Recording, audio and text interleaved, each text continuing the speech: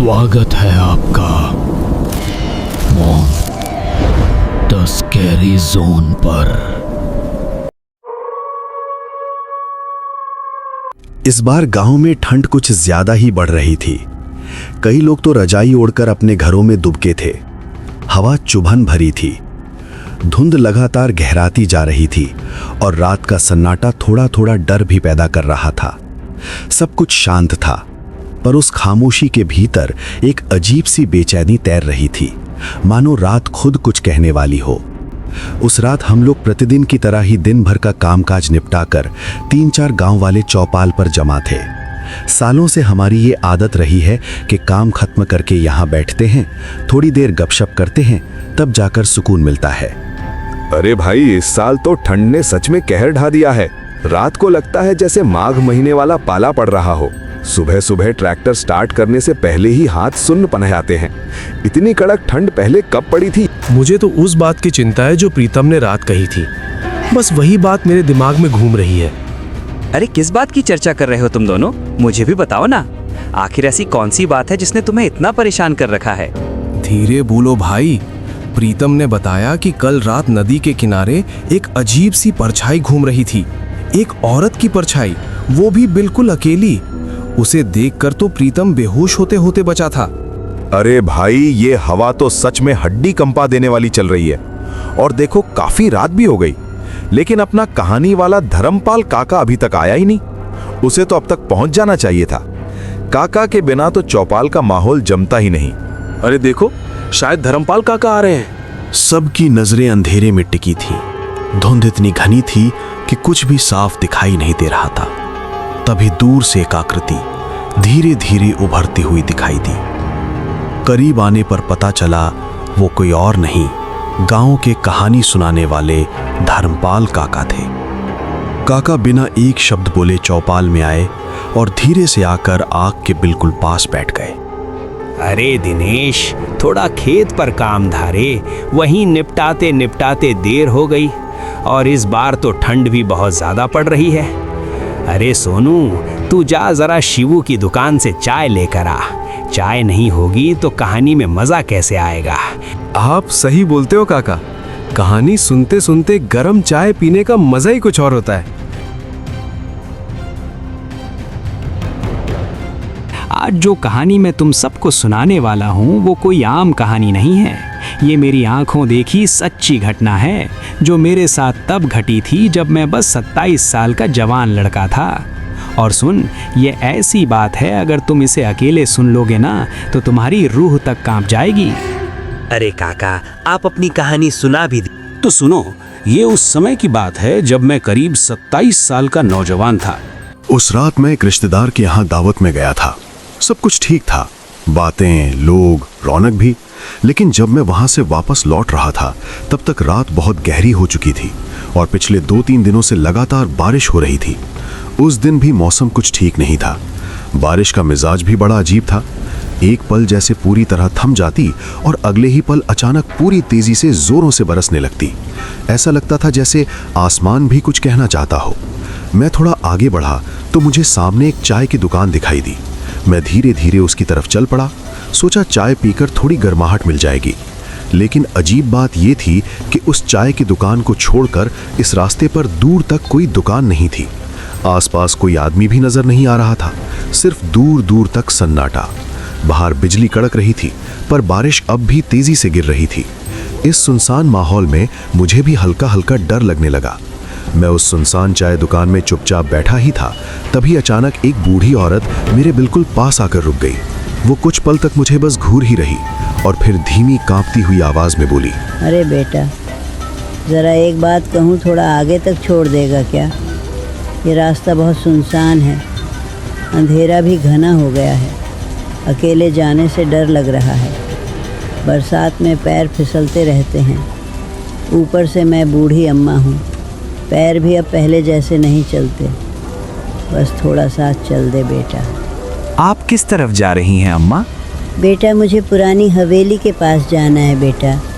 अम्मा, मैं तो चौराहा पुल जा रहा हूँ। तू किस रास्ते से होकर जा रहा है? वह पुल वाला रास्ता है क्या? हाँ अम्मा, पुल वाले रास्ते से ही जा रहा हूँ, पर आप ये क्यों पूछ रही हैं? हाँ, वह रास्ते का पुल डूब गया होगा। मैं उसी पुल से आई थी तब ठीक था। शायद कल पानी में डूब गया होगा। पानी भी तो लगातार हो रहा है। एक और रास्ता भी है जिससे तू और मैं भी जल्दी चौराहा पुल पहुंच जाएंगे। बस आगे थोड़ा सा जंगल पार करना पड़ेगा। ये सुनकर मैं काफी खुश हो गया था, लेकिन एक पल के लिए तो लगा था कि पुल डूब गया है और अब घर कैसे जाऊंगा। तभी मैंने उस बूढ़ी अम्मा से कहा, ठीक है अम्मा, चाय पी लेता हूँ, फिर चलते हैं आगे। फिर मैं और वो बूढ़ी औरत अपनी मंजिल की ओर निकल पड़े। रास्ता पूरा सुनसान था। पहले से बारिश थोड़ी कम हो चुकी थी, लेकिन बिजली लगातार कड़क रही थी। थोड़ी दूर जाने के बाद बूढ़ी औरत बोली, बेटा, यही जंगल वाला रास्ता है।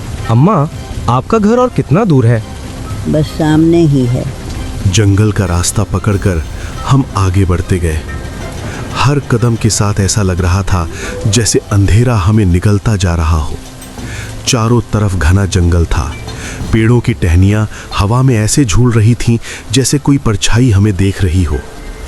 दूर से जानवरों के चिल्लाने की आवाज़ें पूरे जंगल में गूंज रही थीं, और वो आवाज़ें जितनी दूर से आती हैं उतनी ही करीब महसूस होती हैं। ऊपर से मैं एक अनजान व्यक्ति के साथ जा रहा था। उसके कदमों की आहट शांत थी, इतनी शांत कि अजीब लग रही थी। मुझे डर लग रहा था, दिल जोर जोर से धड़क रहा था, लेकिन मैं कुछ कर ही नहीं सकता था। बस आगे बढ़ना ही मेरी मजबूरी थी।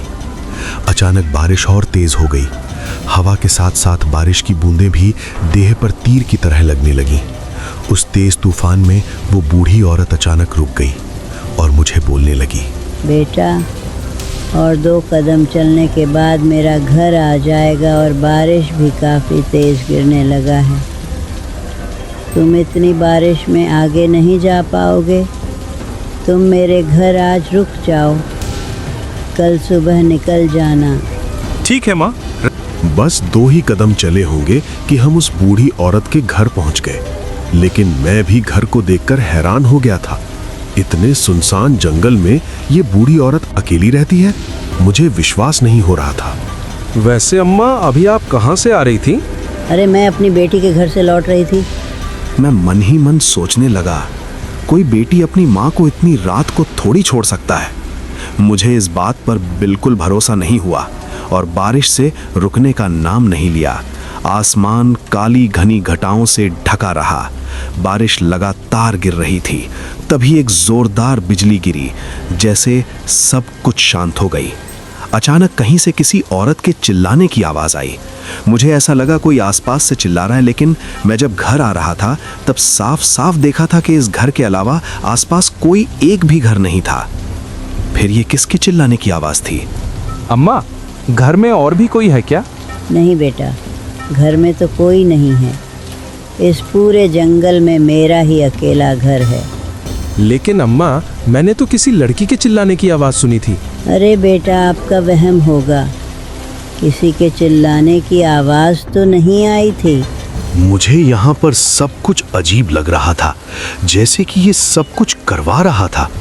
हम दोनों वहीं खड़े बातें कर रहे थे कि अचानक मेरी आंखों के ठीक सामने से एक लंबा सा झुका हुआ साया तेजी से सरकता हुआ जा रहा था। उसकी हरकतें इंसान जैसी नहीं थी और एक पल को लगा जैसे कोई डरावना साया की तरह गुर्राता हुआ जीव अंधेरों में छिपकर हमें देख रहा हो। वो बूढ़ी औरत ठीक मेरे सामने खड़ी थी। उसकी नजरें ऐसी थीं मानो सीधे मेरी आंखों में घूर रही थी। तभी अचानक आसमान चीरती हुई एक जोरदार बिजली गिरी। इस एक झटके के लिए वो बूढ़ी औरत का हुलिया एक भयानक रूप में तब्दील हो गया। उसकी आंखें भूत जैसी लाल हो चुकी थीं और शरीर जगह जगह से कटा पटा था। तभी हवा में धूल का एक अबका उड़ा। थोड़ी ही देर पहले मैंने एक पल में जो देखा उसका मौका देखते हुए मैं जितनी तेज दौड़ सकता था उतनी तेज दौड़ा, जब तक कि वो भयानक जंगल पार नहीं हुआ। बारिश रुकने का नाम ही नहीं ले रही थी और बिजली भी बार बार कड़क रही थी। काफी देर लगातार भागने के बाद आखिरकार मुझे दूर एक गांव दिखाई दिया, जैसे ही मैं गांव के भीतर पहुंचा, मेरी नजर एक ऐसे घर पर पड़ी जिसके बाहर कुछ ग्रामीण बैठे थे। मैं सीधा उन्हीं की ओर बढ़ गया। अरे कौन हो भाई, इतनी रात को कहाँ से आ रहे हो? मेरे साथ जो भी घटा था, हर बात मेरी उन गांव वालों के सामने बताई। मेरी बातों को सुनकर वे सब स्तब्ध रह गए थे और मेरी तरफ देखते रहे। मैं कांपते कांपते ऊपर गया था और सबके बीच बैठ गया। मेरी हिम्मत नहीं हो रही थी कि मैं वहां से घर की तरफ जाऊं। आज मेरे साथ जो हुआ था वही बार बार जहन में घूम रहा था और उसे सोच सोच कर मेरा डर और बढ़ रहा था। ऊपर से जोरदार बिजलियां बोल रही थीं और पानी झड़ता जा रहा था। उस रात मुझ में इतनी हिम्मत नहीं बची थी कि घर वापस जा सकूं। गांव वालों से थोड़ी देर बातचीत करने के बाद एक काका ने मेरे लिए वहीं सोने का इंतजाम कर दिया। मैं चारपाई पर लेट तो गया, लेकिन आंखों में नींद का नामो निशान नहीं था।